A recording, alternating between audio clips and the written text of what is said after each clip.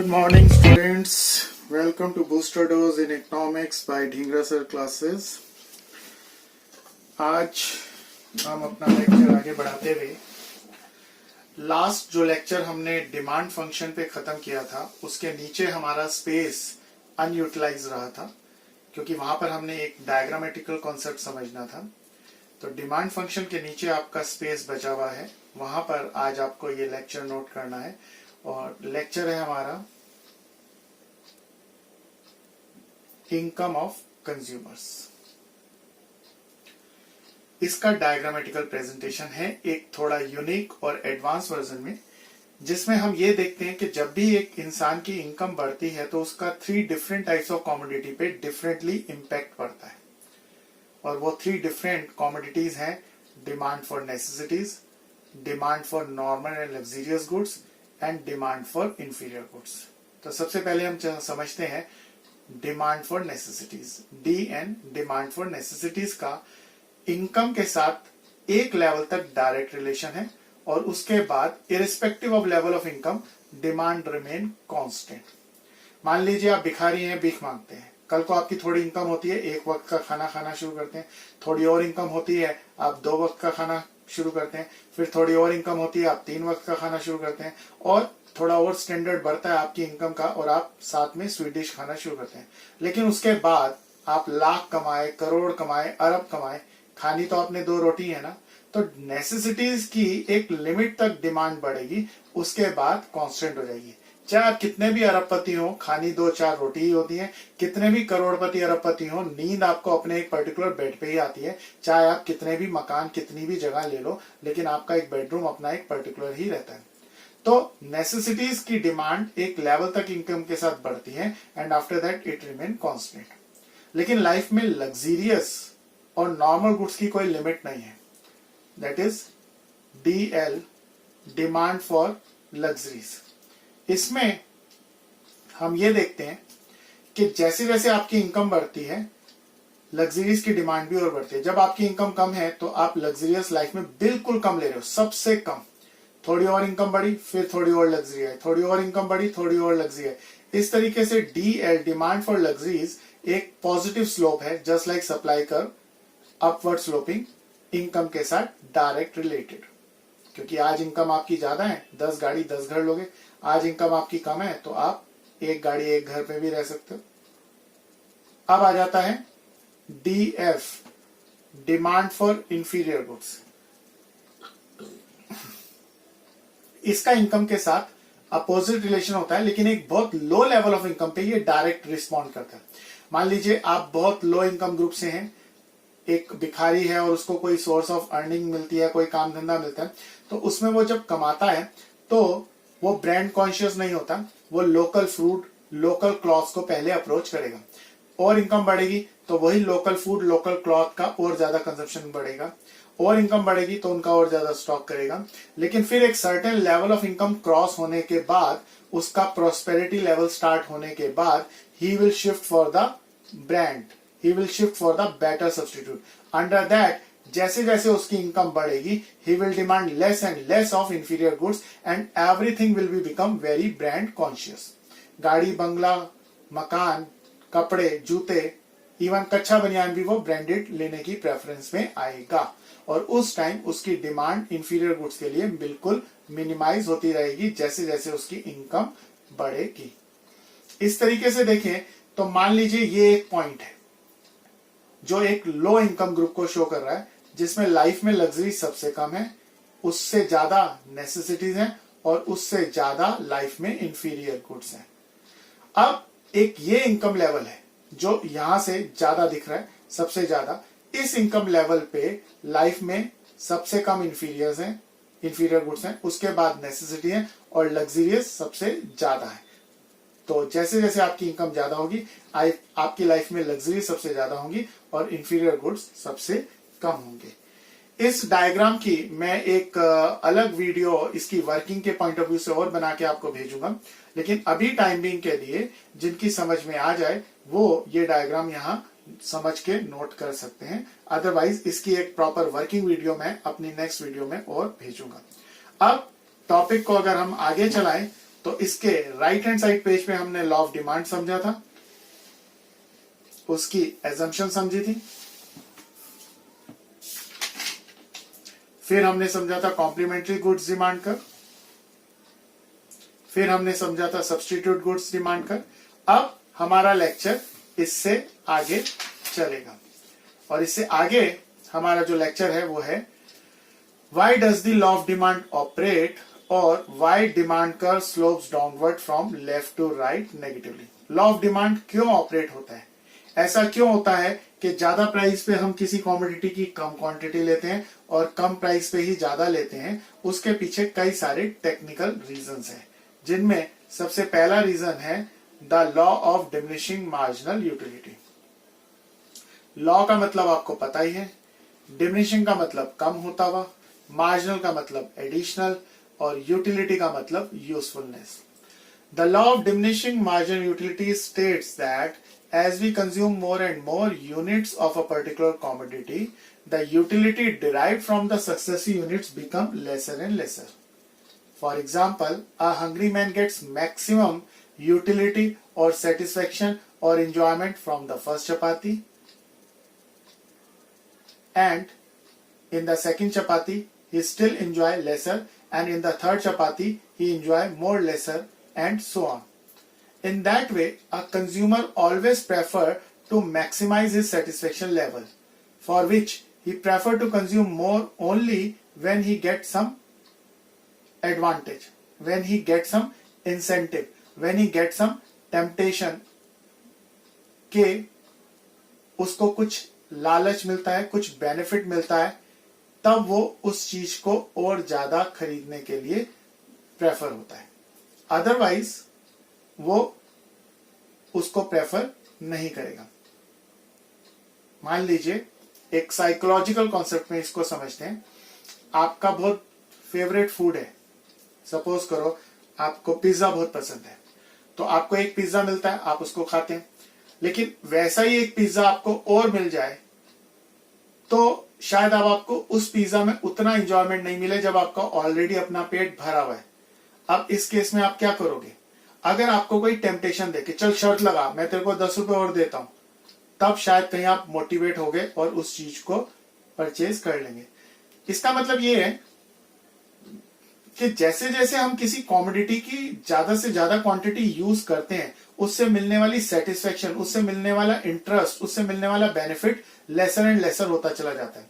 तो उसको और ज्यादा खरीदने के लिए हम तभी इंटरेस्टेड होते हैं, टेम्प्टेड होते हैं when we get it at a lesser price, because तब we get a लालच, a advantage कि ओके ये 10 वाली चीज अगर हमें 5 में मिल रही है तो चलो एक और ले लेते हैं, otherwise we will not be interested. Due to that law of demand operate, जिसमें ज्यादा प्राइस पे कंज्यूमर एक लिमिटेड क्वांटिटी से ही सेटिस्फाइड हो जाता है, लेकिन अगर उसका प्राइस कम हो तो he will prefer to purchase more. अब ये एक साइकोलॉजिकल कॉन्सेप्ट, एक अनदर वे हम समझते हैं कि मान लीजिए आप और आपका एक फ्रेंड दोनों 5-5 हजार रुपए का एक शूज खरीदने जा रहे थे। चांस की बात है कि उस दिन वहां पर 90% का डिस्काउंट अनाउंस हो गया और 5,000 वाला शूज 500 रुपए में अवेल हो गया।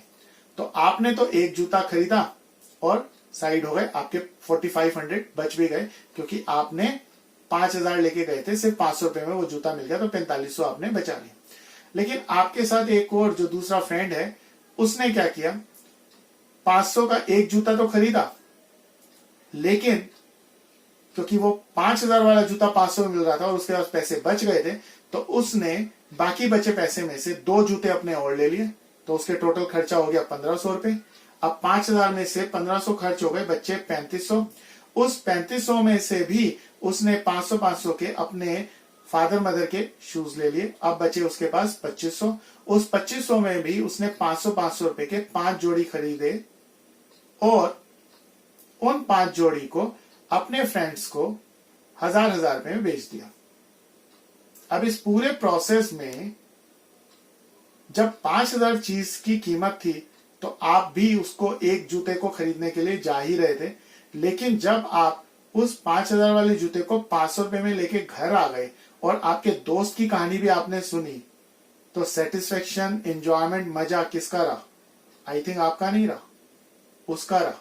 और उसका तो इतना स्मार्ट रहा कि उसने 500-500 रुपए के जूते लाके अपने फ्रेंड्स को 1,000-1,000 रुपए में बेच दिए और अपना पूरा पैसा भी सेव कर लिया। उसके फ्रेंड्स भी खुश कि भैया 5,000 वाला जूता हमें 1,000 रुपए में मिल गया, प्लस उसके पास 3 जोड़ी जूते हो गए, प्लस उसने अपने मम्मी पापा के लिए भी एक एक जूता ले लिया।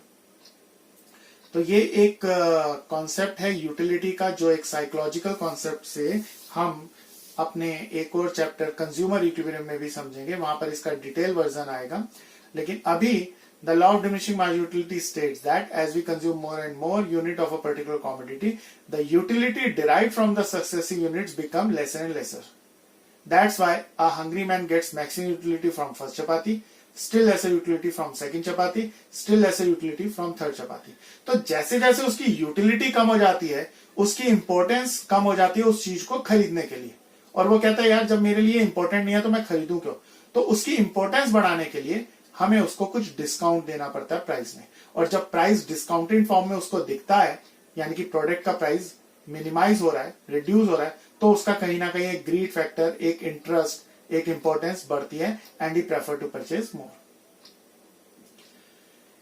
इसी कंसर्न में नेक्स्ट टॉपिक आता है change in number of consumer, that is also a one factor to applicable for law of demand. Change in number of consumers में हम क्या देखते हैं कि जब किसी कॉमोडिटी का प्राइस कम होता है तो ना सिर्फ पहले वाला कंज्यूमर अपने उसी बजट में ज्यादा कॉमोडिटी खरीद सकता है, बल्कि कुछ नए कंज्यूमर्स भी उसमें जुड़ जाते हैं। इसको हम ऐसे समझते हैं, मान लीजिए आप पहले 100 रुपए किलो का एक मक्खन खाते थे। अब क्योंकि मक्खन का प्राइस जो है 100 रुपए था, आप अफोर्ड कर पाते थे, लेकिन आपके 2 दोस्त अफोर्ड नहीं कर पाते थे। अगर वो बटर का यानी कि मक्खन का प्राइस 100 रुपीज की जगह 50 रुपीज हो जाए तो क्या होगा? With the same amount now you can buy 2 kg, but not only you will buy 2 kg but your other friends जो पहले 100 रुपए में अफोर्ड नहीं कर सकते थे, वो अब 50-50 रुपए में वो भी अफोर्ड करने लग जाएंगे और नंबर ऑफ कंज्यूमर्स बढ़ जाएंगे। इसको हम कई चीजों में देख सकते हैं। लाइक फॉर एग्जाम्पल, आप जब पैदा भी नहीं हुए थे तब मोबाइल्स आए थे, और तब मोबाइल्स की जो इनकमिंग आउटगोइंग है वो 20 रुपए पर मिनट के हिसाब से होती थी। धीरे धीरे इनकमिंग फ्री होने लगी और उस तरीके से हर किसी के पास मोबाइल की यूजेस बढ़ती चली गई। क्लियर? फिर इसके बाद आता है diverse use of the commodity. जब एक कॉमोडिटी के मल्टीपल यूजेस होते हैं तो अगर उसका प्राइस ज्यादा होगा तो हम उसका रिस्ट्रिक्टेड लिमिटेड यूज करेंगे। से फॉर एग्जांपल इलेक्ट्रिसिटी और मिल्क। अगर दूध बहुत महंगा हो जाए, बहुत महंगा हो जाए, मान लीजिए अभी जो रेट चल रहा है उसका 4 या 5 गुना हो जाए, 250 रुपए लीटर सपोज, तो हम क्या करेंगे? उसको बेबी फूड और टी पर्पस के लिए ही यूज करेंगे। लेकिन अगर यही दूध बहुत सस्ता हो जाए तो क्या होगा? हम घर में ही अपने मैक्सिमम डेयरी प्रोडक्ट्स को यूज करेंगे, पनीर, मक्खन, घी, खोया, सब कुछ मैक्सिमम हम उसका यूटिलाइज करेंगे और उसका कंजम्पशन बढ़ा देंगे। ये तीनों पॉइंट्स आते हैं हमारे ट्रेडिशनल अप्रोच में। ट्रेडिशनल अप्रोच का मतलब है कि आज से तकरीबन 200, 300, 400 साल पहले के इकोनॉमिक्स ने जो कॉन्सेप्ट बनाया, अब वही कॉन्सेप्ट अभी रिसेंट के इकोनॉमिक्स ने एक्सप्लेन किया under approach of modern approach, जिसमें यही तीनों कॉन्सेप्ट्स मॉडर्न अप्रोच में इनकम और सब्स्टिट्यूशन इफेक्ट में डिफाइन होते हैं, जिसमें इनकम इफेक्ट जो है ट्रेडिशनल अप्रोच के 2 concepts, the law of diminishing marginal utility और change in number of consumers को अपने अंदर लेता है। क्लियर? तो अभी हम समझते हैं इनकम इफेक्ट। इनकम इफेक्ट क्या होता है? जब किसी कॉमोडिटी का प्राइस कम होता है तो ऑटोमेटिकली आपकी इनकम का इफेक्ट बढ़ जाता है। आपकी इनकम नहीं बढ़ती, लेकिन आपकी इनकम का इफेक्ट बढ़ जाता है, यानी कि with the same amount of money now you can purchase more commodities. For example, पहले 10 रुपए में आप एक पेन खरीद पाते थे, लेकिन वो पेन जो है ₹5 का हो गया, तो अब आप उसी ₹10 में 2 पेन खरीद पाओगे। तो आपकी इनकम तो नहीं बढ़ी, लेकिन आपकी इनकम का इफेक्ट इंक्रीज हो गया। कैसे? क्योंकि अब आप उसी ₹10 में से पहले एक की बजाय 2 पेन ले पा रहे। ऐसे ही जब महंगाई होती है, तो महंगाई होने का मतलब ये नहीं होता कि लोग आपकी इनकम कम हो गई, लेकिन आपकी इनकम का इफेक्ट कम हो जाता है। क्योंकि पहले ₹10 में जो आप आलू टमाटर ले पा रहे थे, अब उतनी क्वांटिटी नहीं ले पा रहे। सपोज पहले ₹10 में आप 1 किलो आलू खरीद पाते थे, लेकिन अब आलू का रेट ₹20 हो गया, तो आपकी इनकम का इफेक्ट कम हो गया। यानी कि अब वो ₹10 सिर्फ आधा किलो आलू के बराबर रह गए, और आपने कहना शुरू कर दिया कि महंगाई हो गई, गुजारा नहीं होता, जो पैसे हैं उसमें अब हमारे को चीजें नहीं मिल पाती। तो ये इनकम इफेक्ट क्लियर हो गया। अब आता है diverse use of the commodity. इसको हम मॉडर्न अप्रोच में सब्स्टिट्यूशन इफेक्ट में कंप्लीट करते हैं। सब्स्टिट्यूशन इफेक्ट में कैसे? कि जब कोई कॉमोडिटी मल्टीपल यूजेस की होती है और अगर उसका प्राइस बहुत बढ़ जाता है, तो हम उसके सब्स्टिट्यूट्स को प्रेफर करते हैं। लाइक अगर पेप्सी एंड कोक में एक का प्राइस बढ़ जाएगा, तो हम दूसरे को प्रेफर करेंगे। ऐसे ही आज से कुछ साल पहले पेट्रोल के रेट बहुत बढ़ गए थे। डीजल, क्योंकि उस टाइम सब्सिडीज पे था, तो डीजल और पेट्रोल के रेट के बीच में अप्रोक्सीमेटली 70 to 80% का डिफरेंस था। यानी कि अगर डीजल जो है ₹40 का है, तो पेट्रोल जो है ₹60 या ₹70 का चल रहा था। तो कोई भी नई गाड़ी कोई खरीदने जाता था, तो वो कहता था यार पेट्रोल से अच्छा डीजल की गाड़ी ले लो, क्योंकि कम से कम डीजल का रेट तो बहुत कम है। तो अल्टीमेटली क्या हुआ? डीजल का रेट कम नहीं हुआ, लेकिन उसका सब्स्टिट्यूट पेट्रोल इतना महंगा हो गया कि लोगों ने डीजल की गाड़ी प्रेफर करनी शुरू कर दी। क्लियर? यहां आपका एक मेजर पार्ट कंप्लीट होता है विद द नेक्स्ट टॉपिक, और वहां पर हम अपने लेक्चर को एंड करेंगे। इसके बाद एक छोटा सा टॉपिक और है जिसको अभी हम कंप्लीट कर रहे हैं, और इन टॉपिक्स में आपको समझने में कहीं कोई दिक्कत आए तो फिर मेरे साथ ग्रुप चैट डिस्कशंस में इन्वॉल्व होइएगा। अब हमारा नेक्स्ट टॉपिक है, आज का लास्ट टॉपिक है, market demand schedule and curve. अब ये मार्केट डिमांड शेड्यूल है। So market demand schedule is the aggregate of all the individual households. Like ये प्राइस है 5 4 3 2 1, डिफरेंट प्राइसेस हैं जिसमें डिफरेंट हाउसहोल्ड्स डिफरेंट क्वांटिटी ले रहे हैं, लेकिन सभी के लिए कॉमन है कि ज्यादा प्राइस पे कम ले रहे हैं और कम प्राइस पे सब ज्यादा ले रहे हैं, और मार्केट डिमांड इन सब इंडिविजुअल हाउसहोल्ड्स का टोटल है। So market demand is the total of all the individual demands. अब इंडिविजुअल्स में हाउसहोल्ड ए, हाउसहोल्ड बी, हाउसहोल्ड सी, ये 3 डिफरेंट इनकम ग्रुप्स के हाउसहोल्ड हैं। हाउसहोल्ड ए जो है वो लो इनकम ग्रुप है, गरीब आदमी, ब्लैक कलर। गरीब आदमी की लाइफ में कोई रंग नहीं होता, कोई जिंदगी नहीं होती, तो इसीलिए ब्लैक कलर। प्राइस भी ब्लैक कलर, क्योंकि ब्लैक लिस्टेड है और मैजिक कलर भी है, तो यहां पर ब्लैक कलर का हमारा लॉजिक है। तो गरीब आदमी जब प्राइस ज्यादा है तो बहुत लिमिटेड ले रहा है, और जब प्राइस कम है तो थोड़ा ज्यादा ले रहा है। इसके बाद आता है हाउसहोल्ड बी। ये क्या है? Middle income group. ना ये गरीब है ना ये अमीर है, तो ये ब्लू कलर में है, क्योंकि इस इंसान को सपने देखने अलाउड होते हैं, और ब्लू कलर जो है ड्रीम्स का कलर होता है, स्काई का कलर होता है, ब्लू वाटर का कलर होता है, सी का कलर होता है। क्लियर? तो ये मिडिल क्लास है जो सपने देख सकती है, लेकिन सारे सपने पूरे नहीं हो सकते, लेकिन कुछ हो सकते हैं। गरीब को सपने देखना भी अलाउड नहीं है। इन दैट वे जब ज्यादा प्राइस है तो मिडिल क्लास भी कम ले रहा है। आज की डेट में लॉकडाउन में चाहे गरीब हो या मिडिल क्लास हो या अमीर हो, सभी लिमिटेड उतना ही खा रहे हैं, और जब प्राइस कम है तो ये ज्यादा ले रहा है, लो इनकम से बहुत ज्यादा ले रहा है, लेकिन सब कुछ नहीं ले पा रहा। And in that way this is household see, high income group, rich, prosper, और प्रॉस्पेरिटी का कलर होता है ग्रीन। क्लियर? कहते हैं ना हरे हरे नोट दिखाओ। अगर आप नेचर में जाते हैं तो वाओ ग्रीनरी देखते हैं तो आंखें खुल जाती हैं, और टेबल पे नोट लगे हो, गड्डियां, तो आंखें खुल जाती हैं। तो ये प्रॉस्पेरिटी का कलर होता है, रिचनेस का कलर होता है, जिसके हर सपने को पूरा किया जा सकता है। तो ये हो गया high income group. High income group भी अपने लेवल के अकॉर्डिंग ज्यादा प्राइस पे कम ले रहा है, कम प्राइस पे ज्यादा ले रहा है, लेकिन बाकी के कंपैरेटिवली सबसे ज्यादा ले रहा है। जब प्राइस कम है, सबसे कम है, तो हाउस होल्ड ए गरीब आदमी 5 ले रहा है, तो मिडिल इनकम 9 ले रहा है, तो हाई इनकम 10 ले रहा है। और इन सब का टोटल मार्केट डिमांड है 2, 3, 4, 4, 10, 9, 19 और 5, 24। क्लियर? जब इस पूरी इंफॉर्मेशन को हम डायग्राम में रिप्रेजेंट करेंगे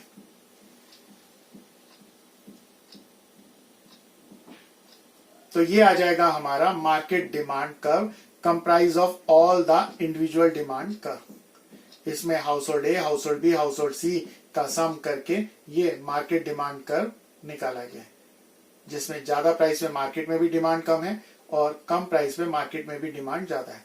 अब यहां पर एक लॉजिक हमारा मिस हो गया कि मार्केट डिमांड को हमने रेड से किया है, क्योंकि रेड कलर जो है अट्रैक्शन का सिंबलाइज करता है, अट्रैक्शन रिप्रेजेंट करता है।